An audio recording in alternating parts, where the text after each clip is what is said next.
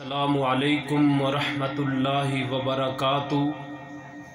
ان الحمد للہ نحمده ونصلی علی رسوله الکریم، اما بعد فاعوذ باللہ من الشیطان الرجیم، بسم اللہ الرحمن الرحیم۔ وسبح بحمد ربک قبل طلوع الشمس وقبل غروبها، صدق اللہ مولانا العظیم۔ سامعین و حضرات، اللہ مالک العلام کا فضل اور کرم کہ اس مالک کائنات نے توفیق عطا فرمائی بیان کرنے کی، اور دعا گو ہوں کہ اللہ بیان کرنے کے بعد عمل کرنے کی توفیق عطا فرمائے۔ یہ جو آیت کریمہ میں نے پڑھی ہے،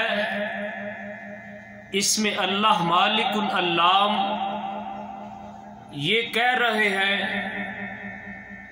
اپنے رب کی تسبیح تمحید سورج طلوع ہونے سے پہلے اور غروب ہونے سے پہلے کرو، یعنی جب سورج نکلنے کو ہوتا ہے اس سے پہلے پہلے نماز ادا کرو، یعنی نماز فجر کو ادا کرو، اور سورج کے غروب ہونے سے پہلے پہلے نماز کو ادا کرو، نماز عصر کو ادا کرو۔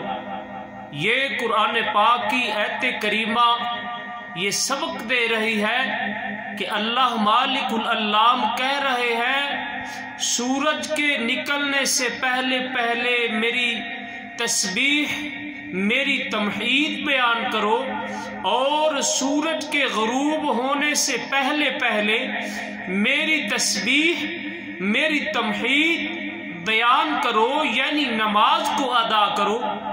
اور رسول اللہ صلی اللہ علیہ وسلم نے فرمایا نماز اللہ مالک العلام کے قریب ہونے کا ایک وسیلہ ہے، ایک طریقہ ہے، اور نماز ایسی چیز ہے جس کی وجہ سے اللہ مالک العلام اپنے محبوب پیغمبر جناب محمد الرسول اللہ صلی اللہ علیہ وسلم کی رفاقت عطا فرمائیں گے۔ حضرت ربیع بن کعب رضی اللہ تعالی عنہ پیارے محبوب علیہ السلام کی خدمت میں رہا کرتے تھے۔ کیا کیا کرتے تھے؟ جب اللہ کے محبوب پیغمبر رات کو اٹھ کر نماز ادا کیا کرتے تھے تو وضو کے لیے پانی کا اہتمام کیا کرتے تھے اور مسواک وغیرہ کا اہتمام کیا کرتے تھے۔ تو ایک دن پیارے محبوب پیغمبر جناب محمد الرسول اللہ صلی اللہ علیہ وسلم نے پوچھا اے میرے پیارے صحابی کیا سوال کرنا چاہتا ہے؟ تو محبوب علیہ السلام نے جب یہ کہا نا کیا سوال کرنا چاہتا ہے، یعنی کیا مانگنا چاہتا ہے، تو حضرت ربیع بن کعب رضی اللہ تعالی عنہ کہتے ہیں اے اللہ کے محبوب پیغمبر میں آپ کی رفاقت چاہتا ہوں۔ تو پیارے محبوب علیہ السلام نے فرمایا اس کے علاوہ؟ تو صحابی کہتے ہیں اے اللہ کے محبوب پیغمبر میں آپ کی رفاقت چاہتا ہوں۔ تو پیارے محبوب پیغمبر جناب محمد الرسول اللہ صلی اللہ علیہ وسلم نے فرمایا میرے پیارے صحابی میری رفاقت کو حاصل کرنے کے لیے تیرے کو نماز کثرت سے پڑھنا چاہیے، سجدے کثرت سے کرنے چاہیے، اور فرضی نماز کے علاوہ یہ جو نفلی نماز ہے نفل و نوافل کا زیادہ سے زیادہ اہتمام کیا کر۔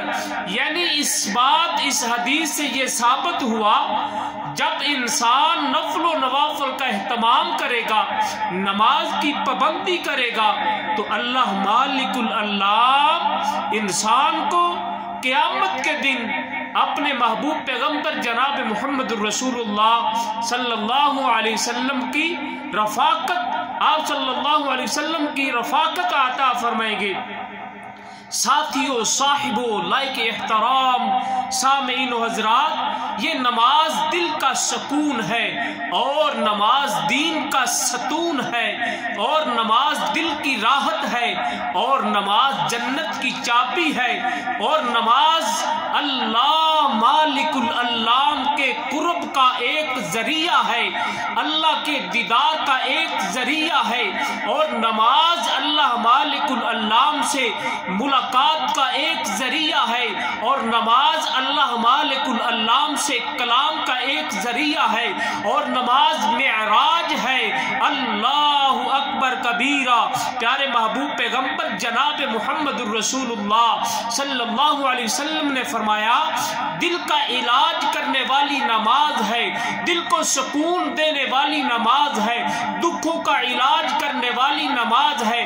نماز پڑھیں گے کاروبار میں فراوانیاں آ جائیں گی، لعلکم ترحمون، تمہارے کاروبار میں فراوانیاں آئیں گی، اور نماز پڑھیں گے تمہاری اولاد نیک ہوگی، نماز پڑھیں گے تمہارے کاروبار میں برکت ہوگی، نماز پڑھیں گے تمہارے رزق میں برکت ہوگی، نماز پڑھیں گے تمہاری نیکیوں میں برکت ہوگی، نماز پڑھیں گے تمہاری زندگی میں برکت ہوگی، نماز پڑھیں گے تمہاری اولاد فرما بردار ہوگی، نماز پڑھنے سے جنت ملے گی، نماز پڑھنے سے جہنم سے چھٹکارا ملے گا۔ یہ نماز ایک دکھوں کا علاج ہے۔ آج کے دور میں دنیا میں رہنے والے، زندگی بسر کرنے والے تلاش کر رہے ہیں، زندگی میں سکون نہیں مل رہا، دکھ ہی دکھ ہے، پریشانیاں ہی پریشانیاں ہیں، اور تکلیفیں ہی تکلیفیں ہیں۔ ان کو ختم کرنے کے لیے دنیا دوڑ لگا رہی ہے، کبھی کسی کے پاس جا رہی ہے، کبھی کسی کے پاس جا رہی ہے، کبھی کسی پیر کو تلاش کر رہی ہے، کبھی کسی امام کو تلاش کر رہی ہے، کبھی کسی خطیب کو تلاش کر رہی ہے۔ یہ دنیا دوڑ رہی ہے دکھوں کو ختم کرنے کے لیے۔ یہ پیارے محبوب پیغمبر جناب محمد الرسول اللہ صلی اللہ علیہ وسلم نے دکھوں کا علاج بتا دیا۔ کیا فرمایا؟ کان النبی صلی اللہ علیہ وسلم اذا حزبہ امر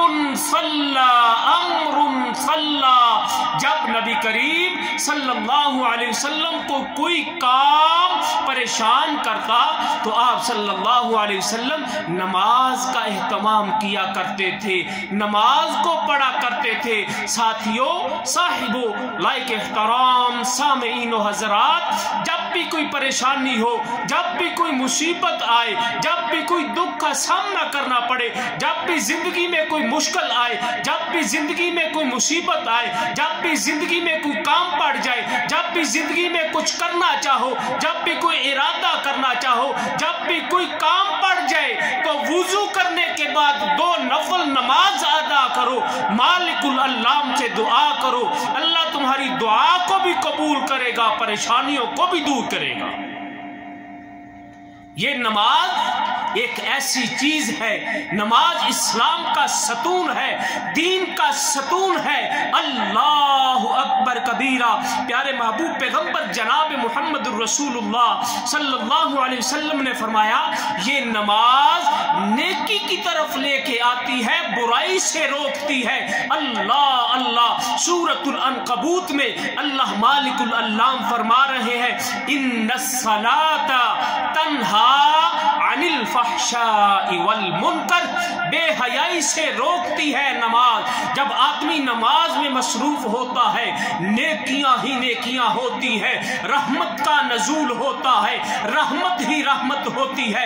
ایک حدیث سنا کر اپنی بات کو ختم کرنا چاہتا ہوں۔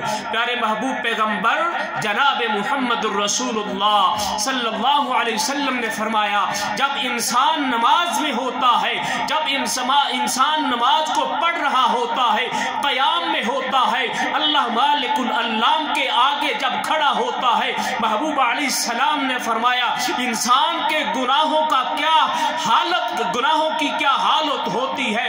اللہ اللہ اللہ پاؤں سے گناہ نکلتے ہیں، یعنی پاؤں سے گناہ جو کیے ہوتے ہیں، یعنی جو ٹانگوں سے گناہ کیے ہوتے ہیں، یعنی جو جسم سے گناہ کیے ہوتے ہیں، یعنی جو ہاتھوں سے گناہ کیے ہوتے ہیں، یعنی جو زبان سے گناہ کیے ہوتے ہیں، سب کے سب، جو نگاہوں کے گناہ، جو کانوں کے گناہ، جو زبان کے گناہ، جو دل کے گناہ، جو ارادے کے گناہ، جو سوچ کے گناہ، جتنے بھی گناہ ہوتے ہیں، جب انسان نماز میں کھڑا ہو جاتا ہے، قیام کرتا ہے، محبوب علیہ السلام نے فرمایا اس کے تمام گناہوں کو اللہ مالک العلام اس کے سر کے اوپر کر دیتے ہیں. سر کے اوپر جب ہو جاتے ہیں، جب انسان رکوع میں جاتا ہے، تمام کے تمام گناہ گر جاتے ہیں. اللہ اللہ اللہ جو باقی رہ جاتے ہیں، محبوب علیہ السلام نے فرمایا جب انسان سجدے میں جاتا ہے، اللہ مالک العلام تمام گناہوں سے آدمی کو، اپنے بندے کو پاک کر دیتے ہیں اور جنت کو واجب کر دیتے ہیں. یہ نماز ہے. نماز سے لگن پیدا کرے. دنیا فانی ہے، پیسہ ادھر رہ جائے گا، دولت ادھر رہ جائے گی، یہ دنیا کی محبت ادھر رہ جائے گی. میرے بھائیوں، قبر کی تیاری کرے اور آخرت کے دن کی تیاری کرے. جب اللہ مالک العلام سوال کریں گے، ان سوالوں کی تیاری کرے. اللہ سے دعا ہے اللہ ہم کو 5 وقت کا نماز کا پابند بنائے. اللہ جو پڑھتے ہیں ان کی نمازوں کو قبول فرما. اللہ جو نہیں پڑھتے ان کو توفیق عطا فرما. اللہ تو ہی توفیق عطا فرمانے والا ہے. اللہ جو سنایا اپنی بارگاہ عالیہ میں قبول فرمانا. وآخر دعوانا ان الحمدللہ رب العالمین. السلام علیکم ورحمۃ اللہ وبرکاتہ.